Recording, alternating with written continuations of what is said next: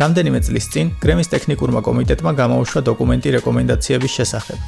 დოკუმენტში ლაპარაკია იმაზე, რომ CD საკმაოდ მოძველებული ტექნოლოგიაა და რომ დროა გადავიდეთ ახალ, ბევრად მაღალ აუდიო სტანდარტზე.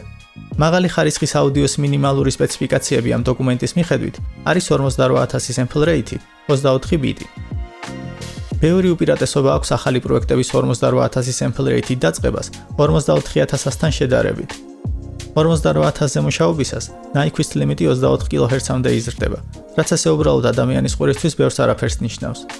მაგრამ ისეთი ეფექტებისთვის, როგორიცაა სატურაცია, დისტორშენი, ოვერდრაივი, ქორუსი, ფლენჯერი, ფეიზერი, ეზრდება სამუშაო სივრცე. ამიტომ უკეთესად ჟღერენ, ვიდრე დაბალ sample rate-ზე მუშაობისას. ვიდეო სტანდარტიც 48 kHz-ია.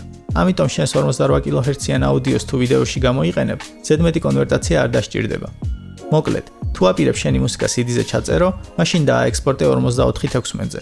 სხვა შემთხვევებში გირჩევ შენი აუდიო მუშაობისას იყოს 48/24-ზე, თუ mixing mastering-ისთვის აგზავნი 48/32-ზე და საბოლოო ექსპორტისას 48/24-ზე. ბევრი მუსიკოსი ამ სტანდარტებს დღემდე არ ითვალისწინებს და არ თვლის საჭიროდ რაიმე შეცვალოს, მაგრამ ტექნიკურად ის რაც ჩამოვთვალე, ბევრად უკეთეს შედეგს მოგცემს ვიდრე 44/16-ზე მუშაობა.